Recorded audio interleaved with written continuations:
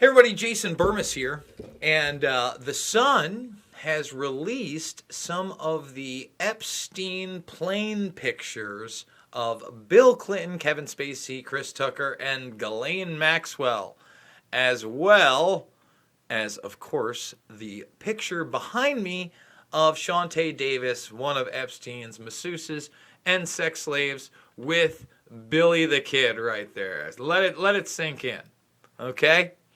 Now, here's the thing. This is going to be a Slither Circle spectacular because I know a lot of people want to crap all over tabloids and say, oh, blah, blah, blah. Listen, the tabloids in this case have done some of the best work regarding Epstein. Period. Stop. And they've done some of the best work with McGregor. Period. So stop. Are they great overall? None of the major media is great overall. So you tell me how tabloids are any different from the NBCs, CBSs, and CNNs of the world. They're not much, okay? All of them are using lies and sensationalism. So let's get into, we're going to just scroll down through really quickly, and we're going to go through some of these pictures, including here's Bill Clinton with Ghislaine Maxwell on the plane. And here is the picture you just saw with Shantae Davis. Of course, this is a different girl. That's Virginia Roberts with Prince Andrew. Here's Shantae again, right there. There's Bill on the plane. Okay. Here's a woman who gets blurred out. There's Kevin. There's K-Dog. There's the Spacester. Huh? Okay, there's some more Ghislaine Maxwell. Here comes the Chris Tucker stuff. And, of course, these are all older photographs. Now, the thing about the older photographs, notice there's no real credit there, right? Just contributor, blah, blah, blah. But all of these other ones that come from this trip come from a place called the Mega Agency. So, obviously, I thought to myself, well, is there any connection to the Mega Agency and Mega Group? And so far, it does not appear to be. But let's show you what this is. So Mega Group is, Mega Agency is basically a photography firm, mostly celebrities, breaking news, that sort of thing. All right, if you go to their website, they have a sales department, of course, but basically they round those type of things up as an agency. It's founded in actually 2016, but comes out in 2017. This guy, Kevin Smith, I couldn't find any links to the actual Mega Group, but he's been the head of the Mega Agency since its inception. Now, it's not just those photographs. That's why I found this interesting. Yeah, it's interesting how in the hell did these people, which is a fairly new agency over the last 4 years, get access to those much older photographs? Well, the Mega Agency is the one that was getting these other photographs of Maxwell, including the one that we know was later photoshopped. Okay? So the question is, and I have, who is feeding this stuff to the Mega Agency? Is this more PR on behalf of Ghislaine Maxwell? Is Ghislaine Maxwell the one that's in possession of these photographs? Let's think about it for a second. We know she still hasn't been caught by authorities. There's all these rumors and reports that she's supposedly being surrounded by Navy SEALs, which I think is probably a lot of disinformation. And when I say disinformation, I don't mean there's not the possibility that maybe one of her guards, because she's hired, or someone on her behalf has hired guards, was a Navy SEAL, is now a private military guy, you know what I mean, a PMG guy. That's a possibility. And then one of them is that. Not that like a team of actual Navy SEALs from the United States government that went rogue to protect Maxwell. There's a lot out there. We know that there were the reports that she was going to give that big tell-all interview. She didn't put that out. That was probably Prince Andrew's people putting that out. So there's a lot of disinformation, and that's why I think it's really important to see who's behind Mega Agency. Who is it? I mean, I have found no links to the actual Mega Group. It's totally different, but brand and culture alignment toolkit. Just saying. Nothing says culture like photography, celebrity, You tell me, guys. You guys get in there. All right? If you've got any links, I'll see them in the comments. But let's go through this article because I think it's really important because they make a lot of great points through here. All right?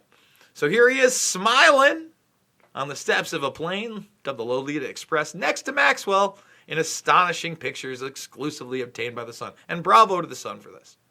Bravo. In another image, he has his arm around Epstein's personal masseuse and sex slave Shantae Davies, okay, who had been ordered to wear a pilot shirt to look professional. Now, you want to see Shantae Davies' story. She was 21 at the time, obviously looks a lot younger than 21. When I saw this girl, when I saw this picture of him and her, I mean, okay, I get it. She's 21. She's doesn't look fully developed up top.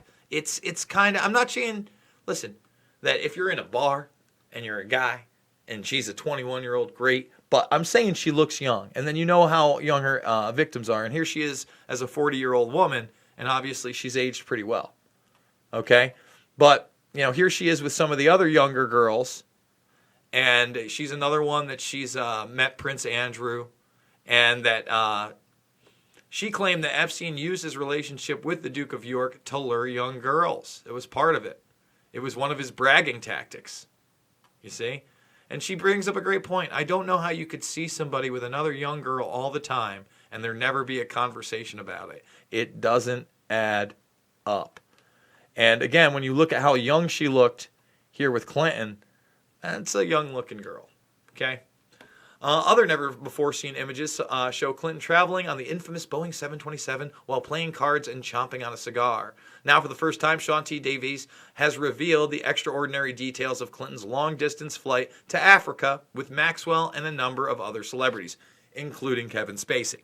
The star-studded group, which included actors Spacey, Chris Tucker, visited Ghana, Nigeria, Rwanda, Mozambique, Johannesburg, and Cape Town in a 5-day humanitarian trip. We all know those humanitarian trips always end up being really good for those people.